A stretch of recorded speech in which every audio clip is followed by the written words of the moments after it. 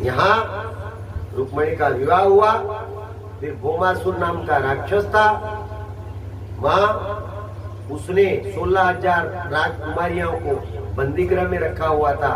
भगवान गए, भीम को ले गए, अर्जुन जी गए, उसका वध किया और वध करके उन राजकुमारियों को वहां से मुक्ति दिलवाई। मुक्ति दिली, वो जल्दी कहाँ चले? मृत्यु की ओर चले। क्यों जाओ? महाराज आप जानते हो ये संसार है, हमें नहीं स्वीकारेगा, हम निर्दोष है, दोषी नहीं है, पर ये नहीं स्वीकारे। क्यों? रात को हम 16,108 वहां कैद में थे और कैद का भेद ये दुनिया नहीं जाने वाला है। जो कैद का भेद तो वेद जानता है।